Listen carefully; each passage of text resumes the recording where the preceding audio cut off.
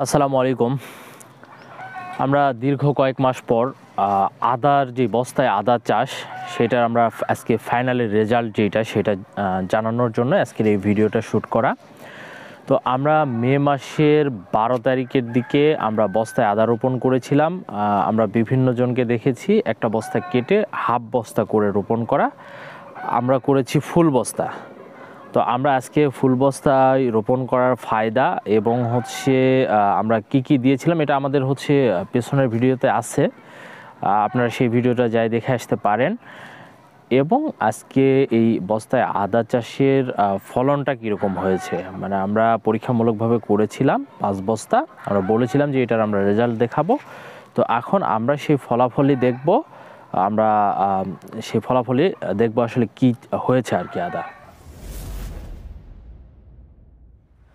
এই যে এখানে দেখতে পাচ্ছেন 1টা 2টা 3টা 4টা 5টা মোটামুটি আদার গাছ সব মারা যাওয়ার মতো অবস্থা হয়ে গেছে।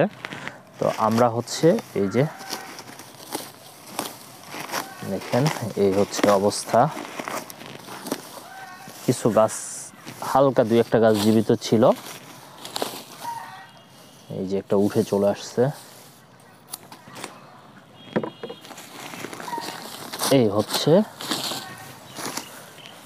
তো আমরা বললাম যে আস্ত বস্তায় মানে পুরা বস্তায়, অর্ধেক বস্তায় না করে পুরা বস্তার ফায়দাটা কি, যারা আমাদের অনেকের সাথে কথা হয়েছে, আমার একজন পরিচিত আছে, উনি এবার আদা করছে মোটামুটি 1200-1300 বস্তা।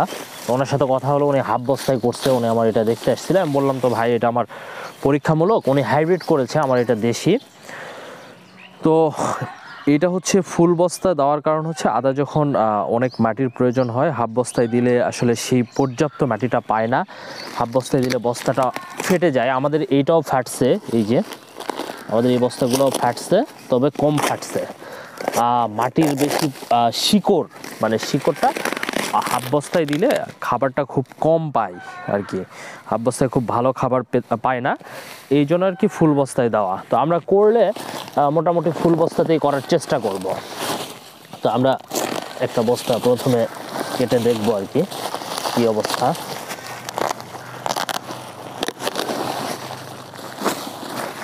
এই বস্তাটা যদি দেখি আমরা, এটার ভিতরে কি কি খাবার দিয়েছিলাম আমাদের আরেকটা ভিডিও আছে, আপনি সেই ভিডিওটা চাইলে দেখে আসতে পারেন।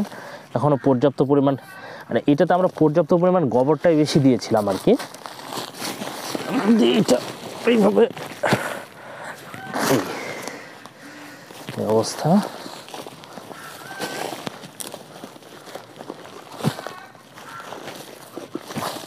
মানে এটা শিকড় অনেক নিচ পর্যন্ত যায়, তো এই জন্য আমরা ফুল বস্তা দেওয়া।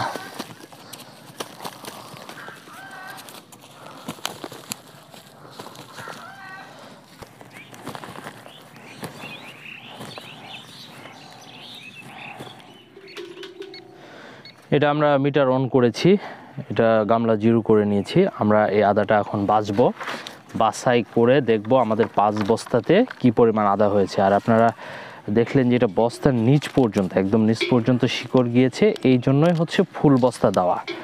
আমি জানি না কীরকম ফলন হবে, আমরা এটা আগে বাছাই করি, বাছাই করার পর তারপরে এটা আমরা আপনাদেরকে জানাইতে পারবো আর কি 5 বস্তায় আমরা কি পরিমাণ আদা পেয়েছি।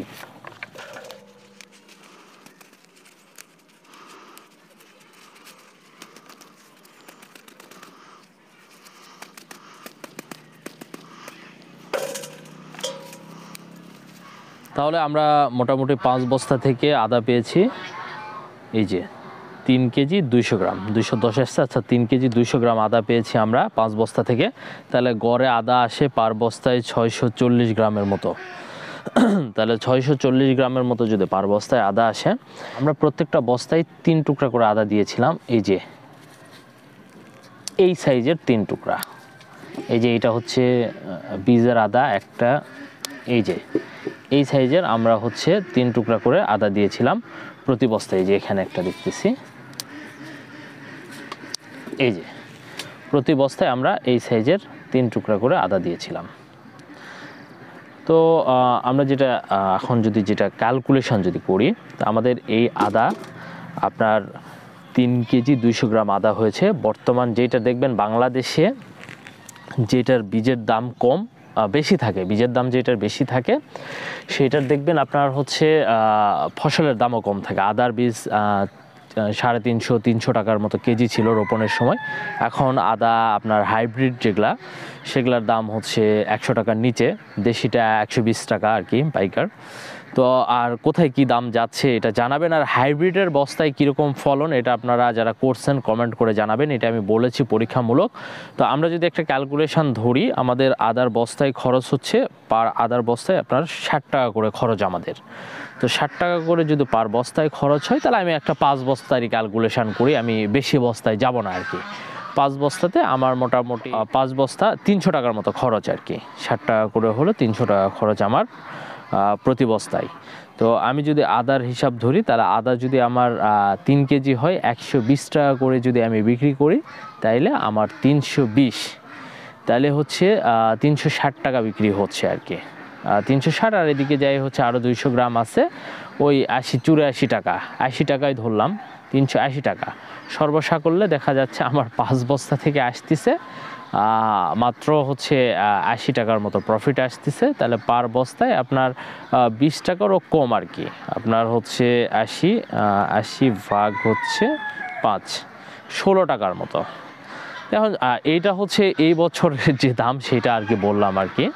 তো তাইলে আপনি যদি এই বছরে যারা আদা করছে মনে করেন এই ফলন যদি আসে 500 বস্তা, তাহলে মোটামুটি 500 বস্তা আদা করে 8,000 টাকার মতো লাভ পাবে আর কি। গত বছরে অনেক দাম পেয়েছিল, এবছর দাম কম, এবার আলুর দাম ওইরকম, ফুলকপির দামটাও কম গেছে, আদার দামও কম যাচ্ছে। তবে একটা ব্যাপার কি, আপনার যারা হচ্ছে আলু উঠায়ে অন্য কোনো ফসল রোপণ করবে, আলুটা রাখতে পারতেছে না, ফুলকপি রাখতে পারতেছে না, বাঁধাকপি রাখতে পারতেছে না, তবে আদা আপনার যদি টাকার বিশেষ প্রয়োজন না থাকে আপনি আদাটা এইটা সংগ্রহ করে 1 বছর রাখতে পারবেন।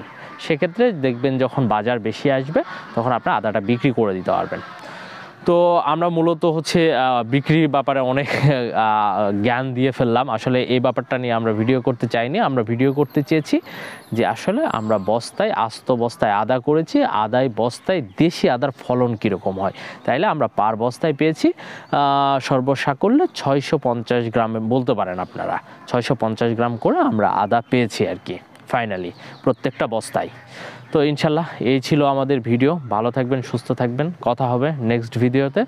আল্লাহ হাফেজ, আসসালামু আলাইকুম।